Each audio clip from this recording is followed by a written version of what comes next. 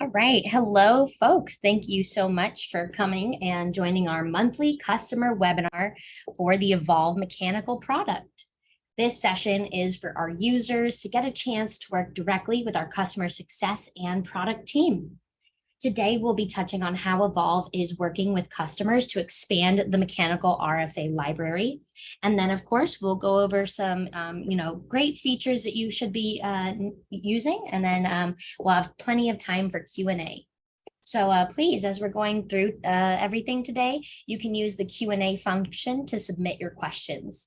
If we don't have time to get it to every question today, we'll make sure to follow up with you after the webinar through email. This webinar is being recorded and we will forward the recording to all registrants. And you can always find more webinar recordings and feature demos over on the Evolve YouTube channel. So with that, I am going to hand it over to Lucas Espinoza, who is our content manager here at Evolve and a guest on the webinar today. Lucas, please take it away for us. Thanks, Marina. As Marina said, I am Lucas Espinosa, the content manager for Evolve. I oversee the continued development and maintenance of our RFA and ITM content, as well as our schedules and templates within Revit. Over the next few months, my team and I plan to revisit and overhaul our existing schedules and templates. But beyond that, we're looking to expand our overall mechanical RFA offerings. After doing some research, reviewing several customer models, speaking with a few colleagues in the industry, I've come to the conclusion that it would be beneficial to begin by building out an equipment and device catalog of families. I know many people in the industry are using manufacturer-provided content frequently, and I'm all too familiar with the headaches this can result in, from time spent searching to attempting to manipulate and edit those families, even with visibility issues and just things printing funny. I know this can be a pain. I also know many of you simply don't have the time to build your own in-house libraries. To that end, my team and I are looking to get your feedback on what equipment to prioritize, what devices we need to focus on first, what systems are used most commonly, what stuff you need the most. In the webinar chat, I'll be posting a link right now. This is a suggestion I posted earlier today on our feature board. I urge you all to click this link, upvote the suggestion, and provide your feedback on what equipment and other mechanical content you want to see developed. We're looking for, if you want specific rooftop stuff, air handlers, whatever. The goal here is to make content that's relatively generic, but configurable, and has just the right amount of geometry and information for you to do your jobs, get your coordination in, and work with towards your install and fabrication needs. We intend to provide a few more opportunities for you all to provide feedback in the future, but this is really, this will be an incredibly helpful start to the process to ensure we start down the right road on this long journey towards building a robust mechanical library. I want to make sure that we build something that all of you find useful and can actually make use of in your day-to-day production.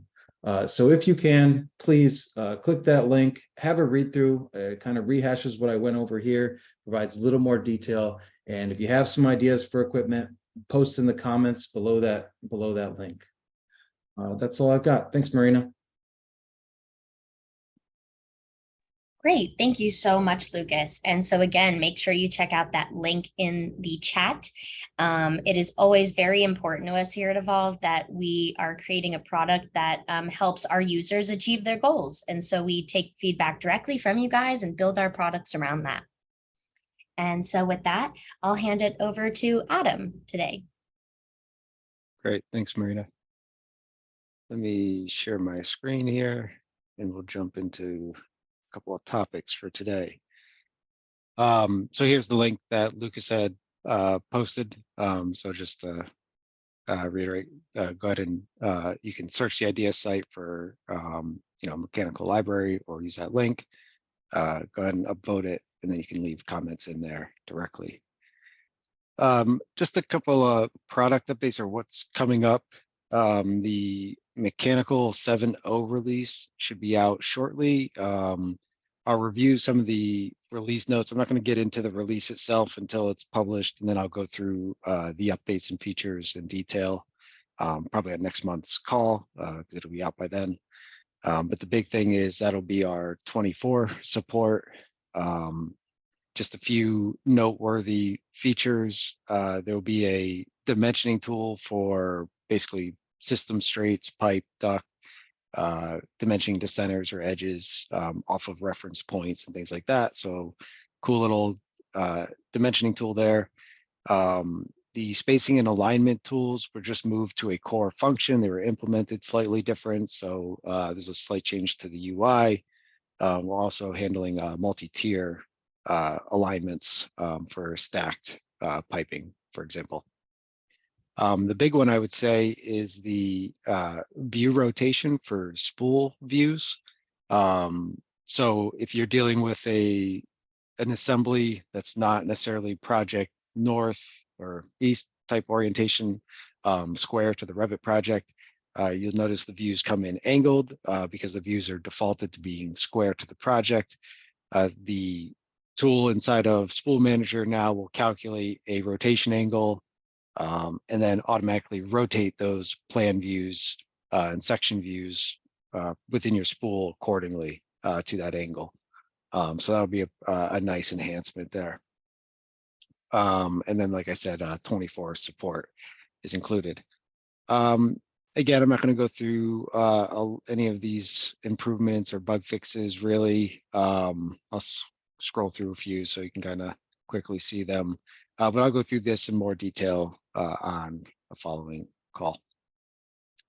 So today, what I wanted to cover is a general topic on our Evolve title blocks.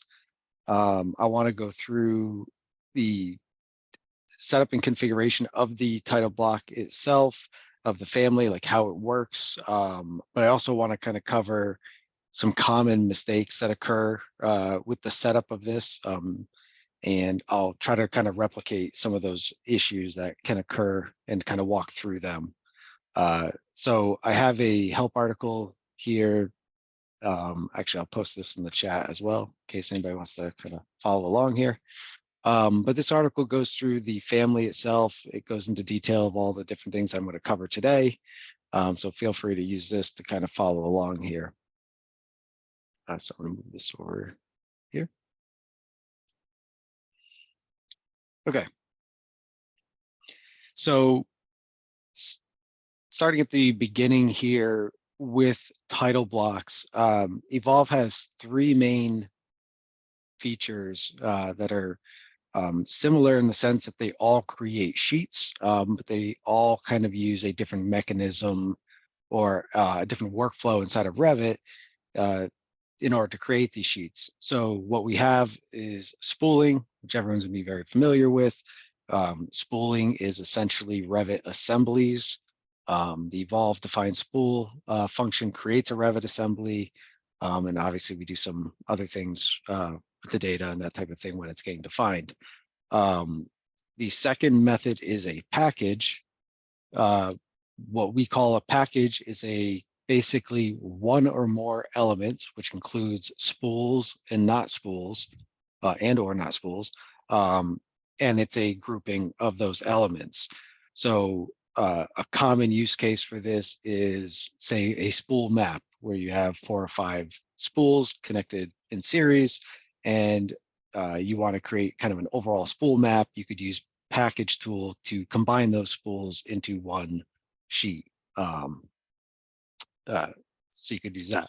Obviously, you can use unspooled items as well, and it could actually be just a grouping mechanism of just elements in themselves. So we see people mixing and matching these features. Some people actually use only packages to kind of group their elements.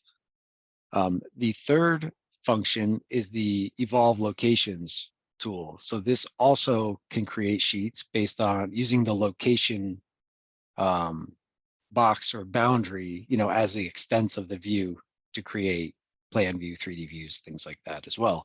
And then you could use the location ID as a filtering mechanism for the elements. So again, all three of them are very similar. I mean, it's essentially creating groups of elements, isolating it to that group, and then creating a sheet of that group of elements. So with that, the way this all is configured with Evolve is through a family that gets nested into your title block family. So with the Evolve installer in program files, Evolve, etc. here under the families folder, you'll find the kind of out of the box Evolve title blocks. These are intended to be kind of just out of the box solutions. They're pre-set up. They're configured with our template. So it's just something that works out of the box. The intent or the typical use case for these title blocks is really just to take these view window families and nest them into your company title block and set it up. We do have some people that will maybe just change out a logo or something, use what we have, which is fine. But the intent here is really just kind of examples of what you can do. So again, the main thing that I want to focus on are these view window families. So this is a single family EV_view window. And this family is what defines what Evolve actually creates. Does it create a view or a schedule? What type of view? What type of schedule? What's the view template, etc. This is the family that contains all that information, and the family itself kind of defines the layout of your views and schedules, how they relate to the sheet themselves. So what I'll do to start is go through this family, and I'm going to go through the parameters here, kind of explain what they all do and what they mean, and then I'll lead into some use cases. I'll move some things around, and we'll see how those actually impact your output here with creating sheets. So to start here, I'm going to start at the top, work my way down, and you'll see that the organization of the family itself falls in line with the way our families are structured. We keep all the parameters that you'll be interacting with under the constraints heading.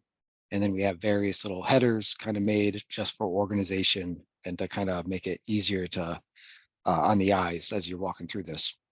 So the first parameter you see here is place on sheet. So this function defines whether or not the view or schedule that's created actually gets placed on the sheet.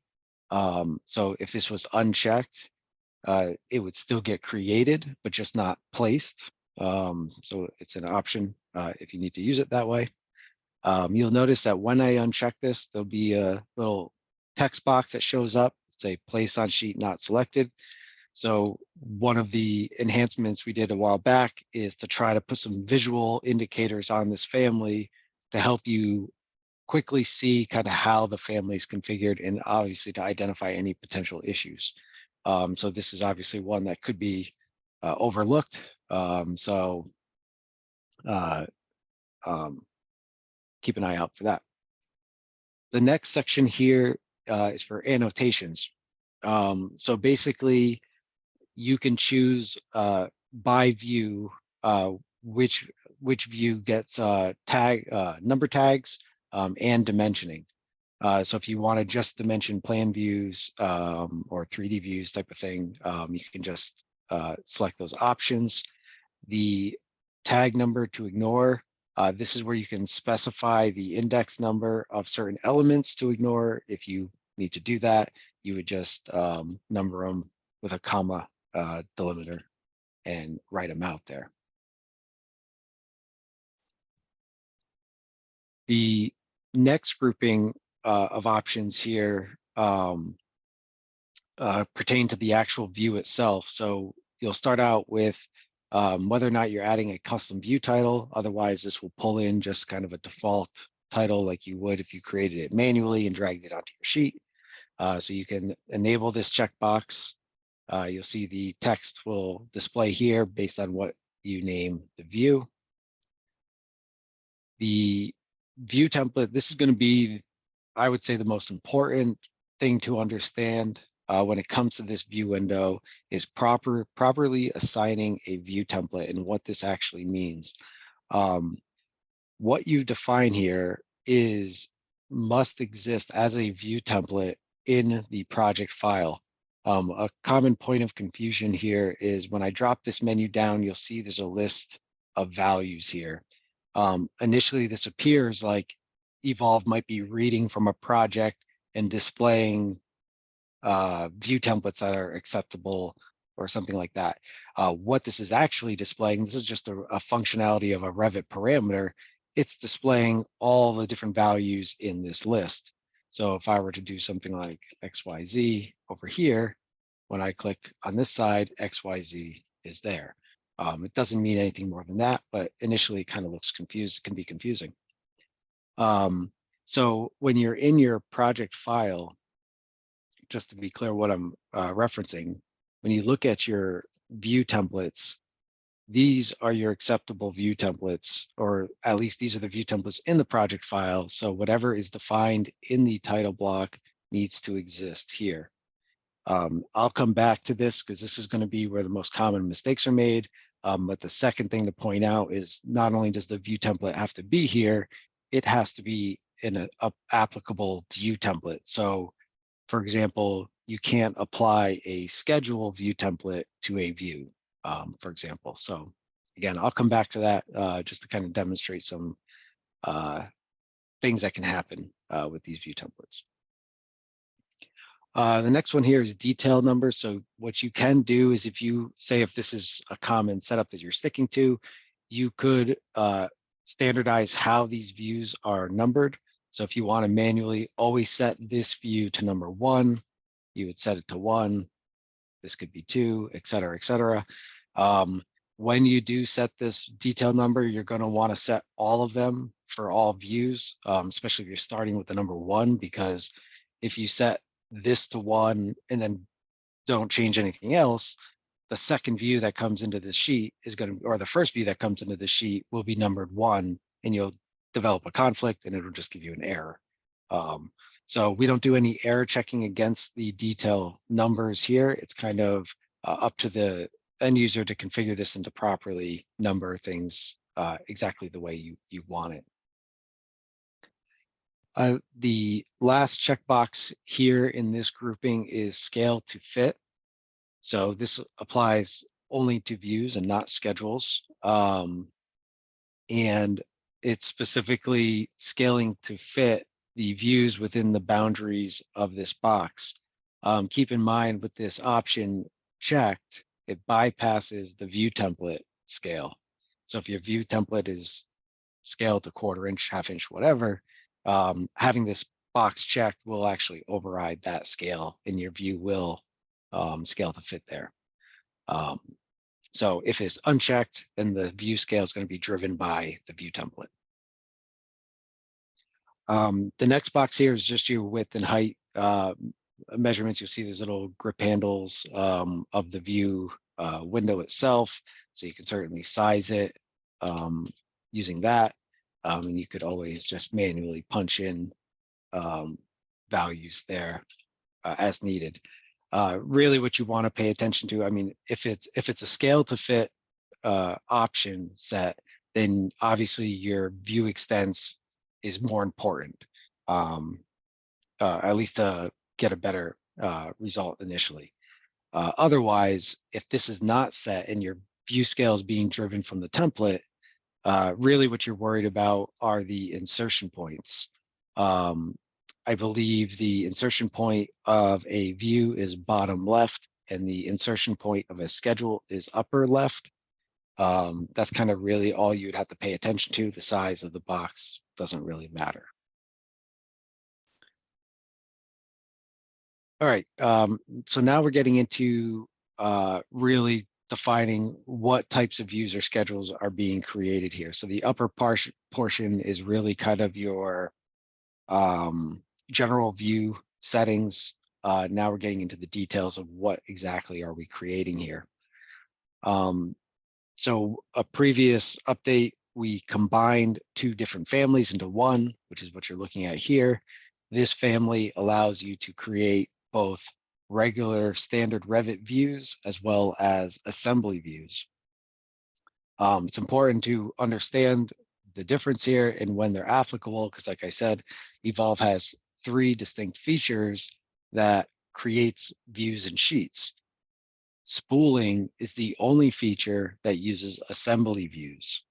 So if you're adjusting a spool title block, your assembly views are what's going to apply to those. Now, that being said, you can create standard views with assemblies.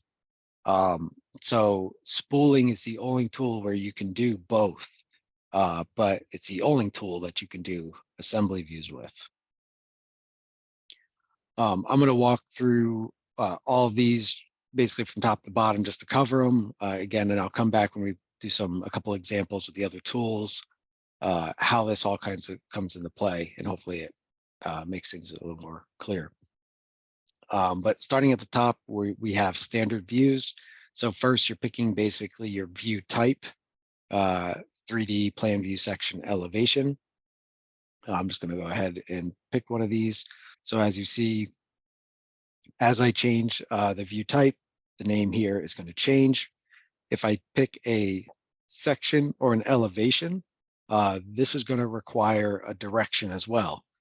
So you'll notice the family itself was put into an error state. So it tells you right here, there's no direction specified.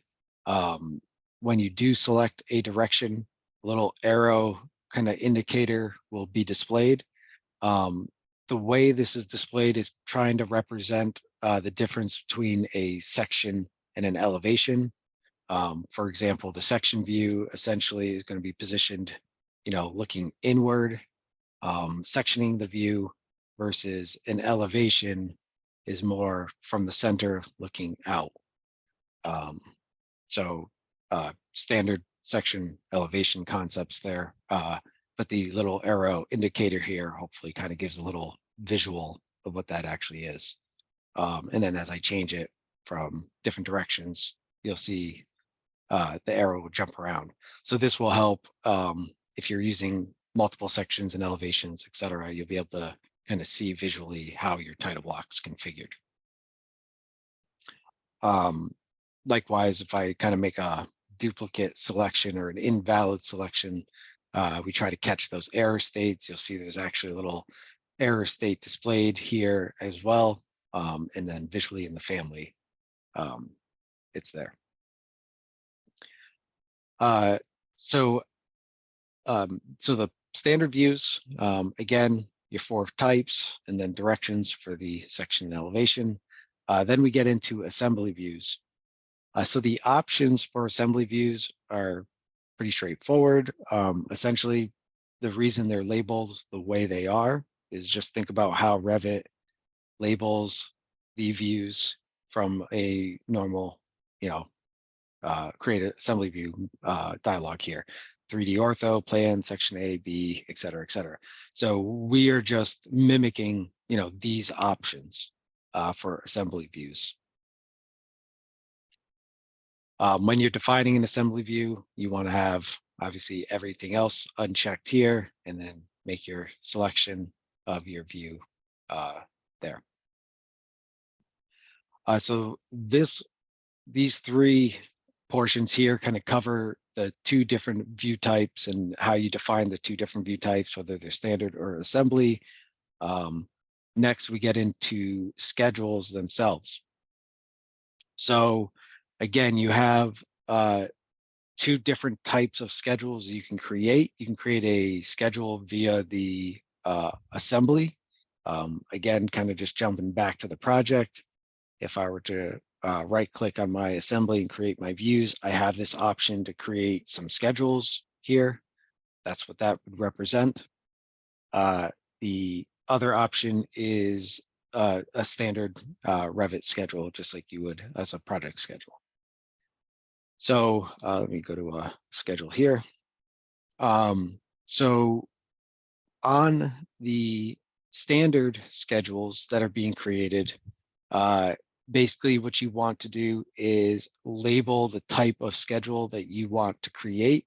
This would be your MEP fabrication pipework or whatever the category might be.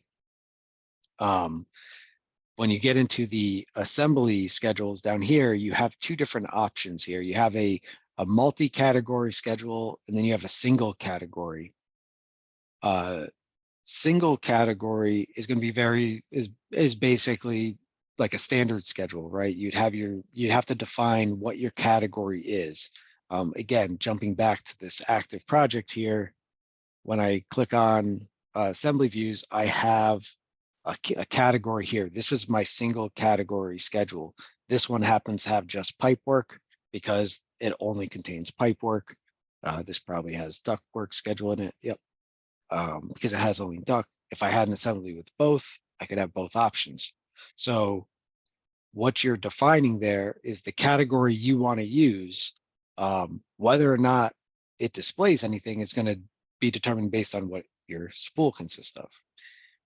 Now, the multi-category schedule is what Revit refers to as a part list. So in an assembly, it's referred to a part list. Essentially, it's a multi-category schedule, like a multi-category schedule would be in your standard project. I'm jumping around back and forth here a lot, but I just want to visually give the examples of where these things are natively. So when I again go back to assembly views, here's my part list right there. So that schedule is a multi-category schedule. So it allows you to basically group multiple categories together. If I were to create a new schedule, project schedule, and selected multi-category, that would be a similar type schedule there.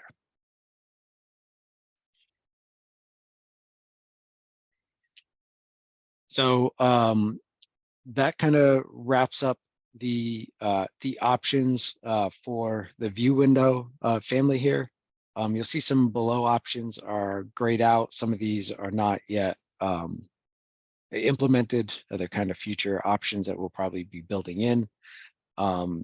Also take note as just a future enhancement to this, any of the view controls that you find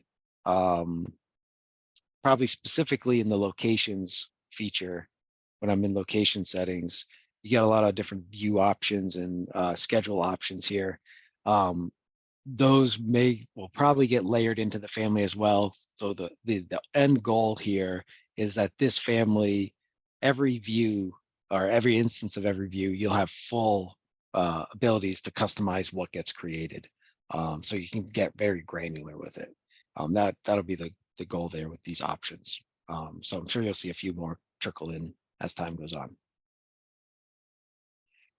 All right, so let's back this up a little bit here. And let's get into some examples here. Oh, Lucas, you want to unmute? Yeah, if you don't mind, just wanted to say one more thing. Can you pop back into that family editor? Another feature that we're trying to add to more and more content, starting with this enhancement here, on many of the parameters, you will see a tooltip being provided. The goal here is to just kind of give you a little clue about what what you may need to do in that particular parameter, what limitations there may be. A lot of the stuff that Adam went over here is embedded into these tooltips here. So start looking for these more in our content, but particularly in this family, we did try to include those little points of documentation as frequently as we could. Thanks. All right. So what I'll do is let me run through an example of kind of the three different methods here for sheet creation. And then I'll kind of back up and I'll kind of go through a couple of common issues and we'll go from there. Again, if anybody has any questions or any specific issues or anything like that, feel free to post them in the chat window. So starting with define spool, or I'll just open up Prefab Manager because I have some defined here. So starting with the first method, again, using an assembly. So I have this pre-existing assembly, create a sheet. This is a pipe spool. So I use my pipe title block. and go ahead, create that. Oh. So I shouldn't have skipped through that. So there's my, there's a warning that I just got that the detail number was already in place. So the title block, I had set one of the detail numbers to be something, and I did exactly what I said you shouldn't do. Just set one detail number. So I cleared through the warning real quick, but the error that came up explained that your detail number was already in use. All right, so I created close this out. I created the title block here. You'll see I get my views very similar to what my title block setup was like. You'll notice all these views just kind of are hidden line, not shaded. As I click on the views, you'll see this is where my view templates are coming into play. So they're all assigned to the same view template here. This one is not. So usually when you're first starting off with Evolve and kind of setting up a title block process, you're usually going to take something, or it's best to take kind of an example and start running it through and through a process until you refine what you're looking for, especially if you're trying to dial in view placement and trying to avoid stuff like this. What you would end up doing is modifying the title block kind of on the fly. I would use some smaller models just for speed purposes, but I would just come up here, adjust it up an inch. Again, we're looking at that bottom left insertion point.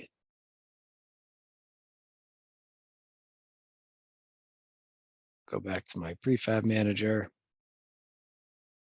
Go ahead and rebuild my sheet. So it's going to ask me, do I want to delete and regenerate? Yes.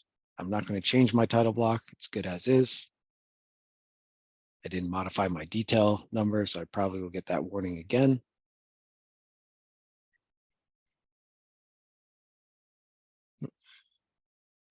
And there you see my view is slightly elevated. I don't have that overlap. Again, my schedule insertion point is upper left, and it's just going to expand out based on the size of the schedule itself. So if you have standard schedules that are not constantly getting adjusted as far as columns and widths and things like that, you can do some moving around and dialing these in so you're not constantly adjusting it. Oftentimes I see users putting their schedules off to the side and creating probably multiple schedules that they may not even need just in case those parts are in there. Then they'll just delete out the schedules they don't want and bring in the ones they do. Again, just kind of something that I see quite often there. I see a question here. How do I get my schedule to come in without having to stretch it each time so it doesn't wrap text in the columns? All right. So it's a good question. So what's happening is, so I'm assuming what you're referring to, Michael, is something like this, where you're constantly stretching out your columns. So your column spacing or column widths is defined by your view template. So let's just say, here, I'll do the reverse. Let's see, this is fabrication spool bomb. So let's see what view template that was. This is fabrication pipe bomb. This is my pipe bomb here. So I should have probably, let's do this right here. Fabrication pipe bomb. I think that's the view template. Let me just make sure. Here we go. Okay. So I've just assigned this view template. This is what I'm getting. So the widths, what I'll do just as an example, to do the opposite of what you're looking for, is I'll shrink these columns. So if I go to here and, oops, let me just remove this template. So I'll shrink these right in. And then I'm going to save this create a view template, and I'm just going to override what's already there. And okay. So what I've just done is I've updated my view template with narrower column spacing here. Now I will go back to my prefab manager, rebuild my sheet.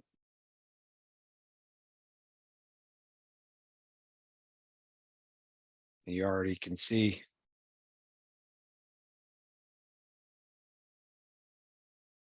All right, so now you'll see my crunched up columns here. So obviously I just did the opposite. If I wanted to fix this out, I could just do, again, resize this out nice and big. Update my view template.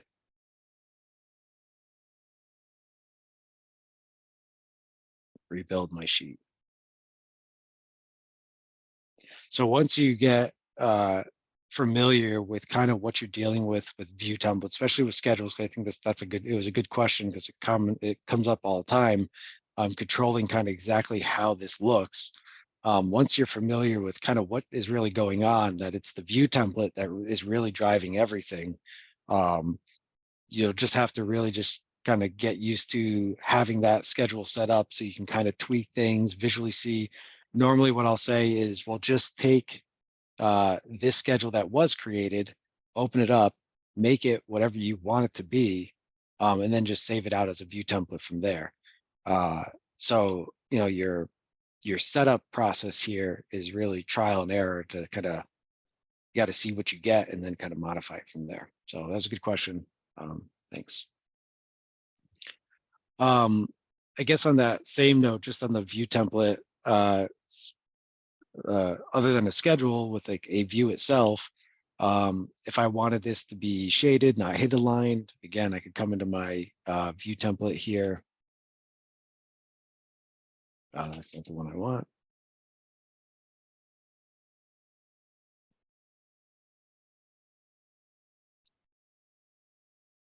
It was fabrication spool plan. What was it? No, I forgot what it was. Fabrication spool plan.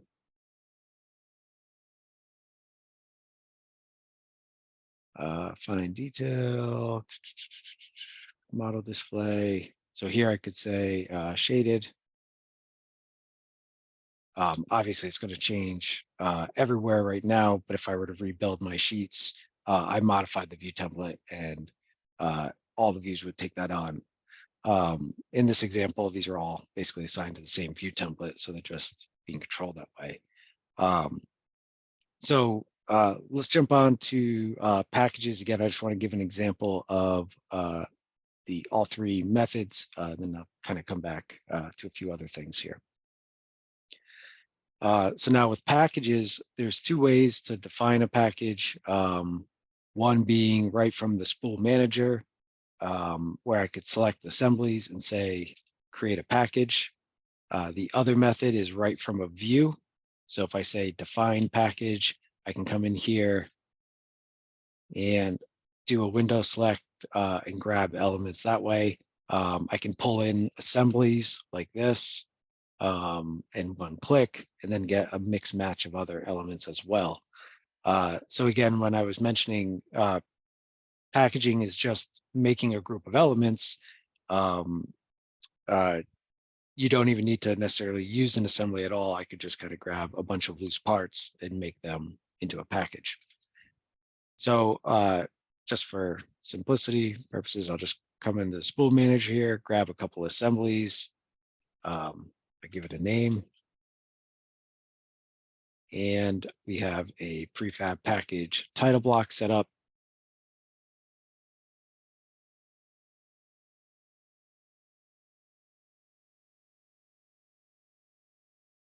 And I'll go ahead and open this up. So it'll be slightly different. Just a couple of views and a schedule here. So if I modify this title block,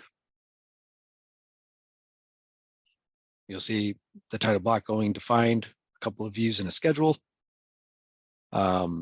Again, same family, but the big thing with packages is we're using Oh, this actually used an assembly view. It's interesting. Did it actually create it? It did. Oh, because these were actually assembled. That's interesting. Getting sidetracked. So it did actually use an assembly view and did create a 3D view, but it was not an assembly view that it was created. So that's interesting. I imagine some of these others would not do that. 3D probably is just an exception. Plan view might do that as well. I don't know. Anyway, these should be standard views, not assembly views, because a package is just an evolved concept and it's using regular Revit views. Now the third method would be through the locations tool here. So if I'm within the location manager, I could select one of my locations, create a sheet. I have a location title block. Again, you're using these three different features probably to accomplish a few different concepts. So you probably have different title blocks for these anyway. Again, now you're going to get something slightly different. If I edit this title block itself, we're going to see the same thing, what we would expect to see. View windows positioned and defined as needed. Again, I got a 3D view there, but it actually worked. But then I have a plan view and a couple of schedules. So again, just for the sake of repeating it, these three methods, spooling, packages, locations, very similar functions. Think of them as grouping mechanisms, and they all use the same evolve title block concept for setup and configuration. All right, so jumping back to some common issues here that occur. The main one is going to be around a view template. So let me do this. Just wipe out this here, and I'm going to make try to make an error state here. So I'm going to take a schedule. I'm going to create a view template, and I'm going to call this new spool view. So I'm creating a schedule view template, calling it a terrible name, new spool view. And I'm going to come into here and assign my 3D view to use that view template. So now it's using new spool view. So I'm going to load this into the project. And I'm going to rebuild that sheet and see if I can get that error. So here we have view template is not correct view template for the geometry view, parameter name, view template ID, blah, blah. So this is indicating that there's an incorrect view template. So this is going to be a common error that happens. And typically what you're dealing with, I made it very simple where I only have a couple of views. It might not be that hard to find. When we do get these cases, we'll usually ask for your title block so we can look at it and our sample project to go along with it. Because while I called this new spool view and it's very obvious, I mean, you guys don't make such obvious mistakes, and they do name things very similar. So you can make this this issue with assigning an incorrect view template quite often.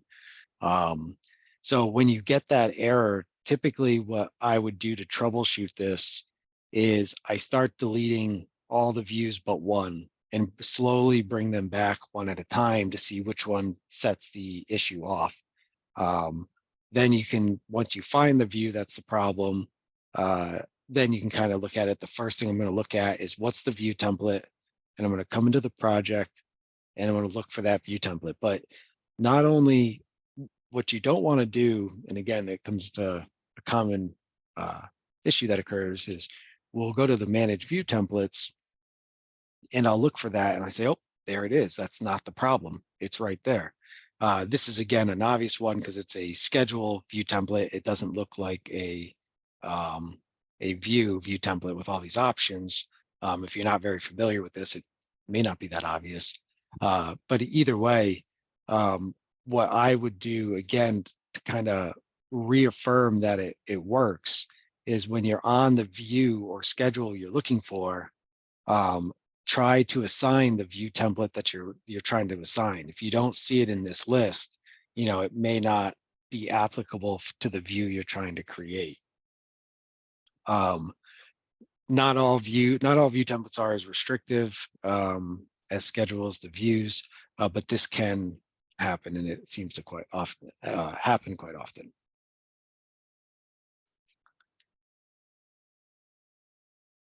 All right. Let's see.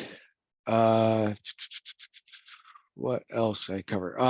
Let's talk about the schedules. I'd say view template, primary thing, again, to understand. I'd say probably secondary are dealing with schedules. So obviously we had one question on formatting, but let's talk about just defining categories a little bit more here.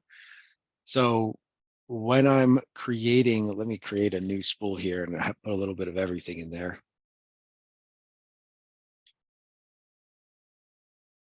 So I got a whole bunch of stuff there.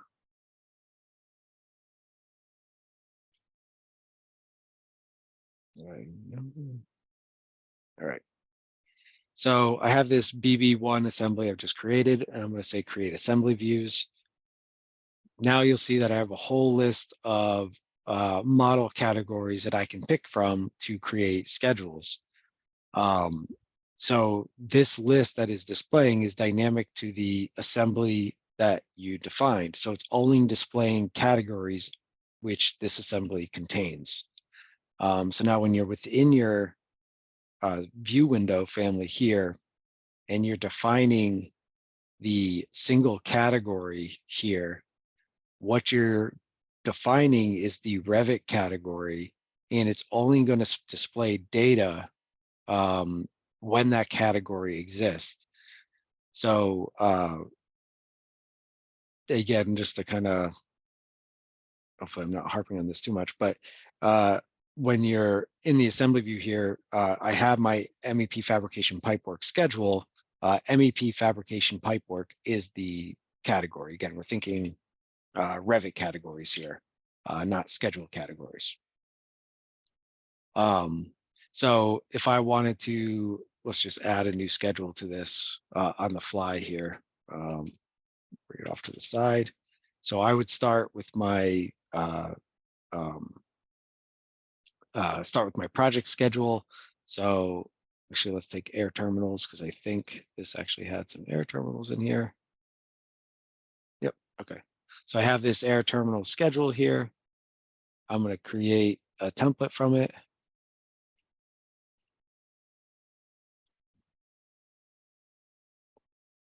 Go ahead and okay here. So now I have my project has that view template.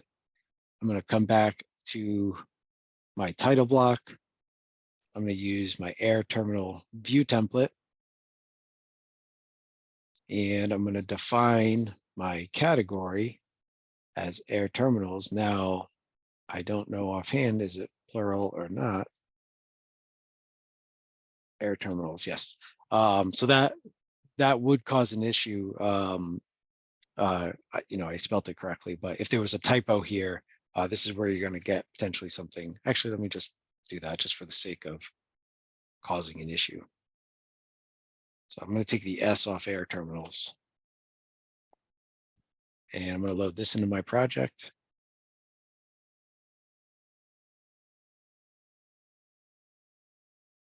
And we're going to recreate that spool.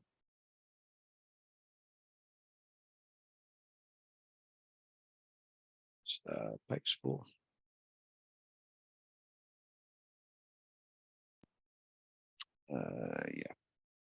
Yeah, validation failed. Let me just go back to that real quick because it's I keep skipping over these without displaying them long enough. So this is failing, but this is not, see, there's one of these errors that it's not explaining what exactly the issue is. I skipped through it again because I did what everybody does and just bypassed the warning.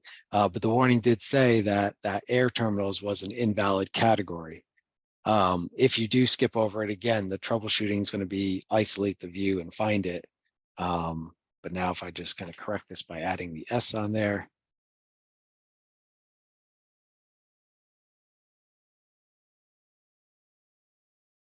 come back, recreate my sheet.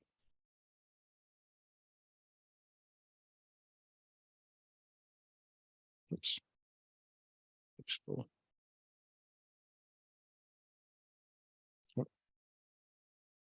See what else I did wrong.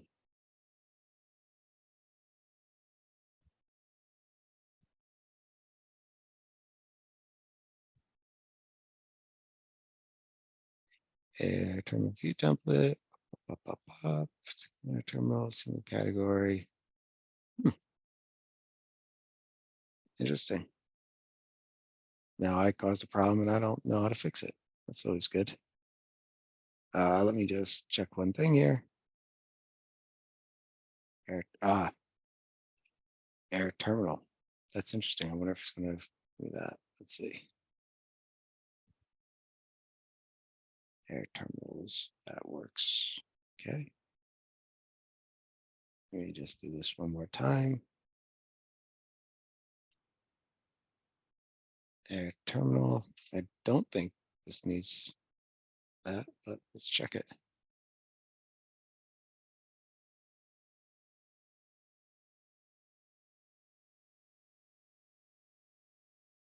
And rebuild one more time.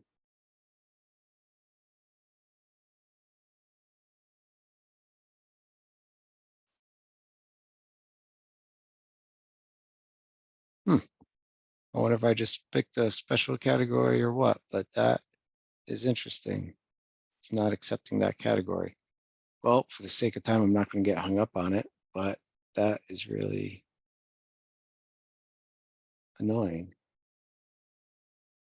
All right, well, I'm not going to get hung up on that, but I found I made an error that I can't fix right off the top of my head. So take that. All right. That being said, I'm pretty sure that's everything I wanted to cover. Anybody have any questions other than why I can't get air terminal scheduled to work?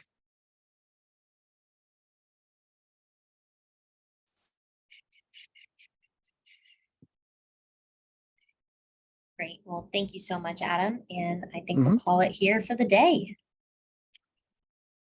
Cool. Thanks, Uh, everyone. So great. Yeah, I want to turn your attention just one last time to the link posted in the chat by Lucas. It will take you to a sort of survey where you can give your input on what RFA files you'd like to see Evolve provide. So I hope you all found this information valuable. Make sure to follow us on social media to keep up with all of our upcoming webinars. You can also find more demos and past webinars on our YouTube channel. And as a reminder, this webinar has been recorded and we're going to email the recording to all registrants, and as we do for all of our webinars. And so great. Thank you again, everyone, for coming. Have a great rest of your day.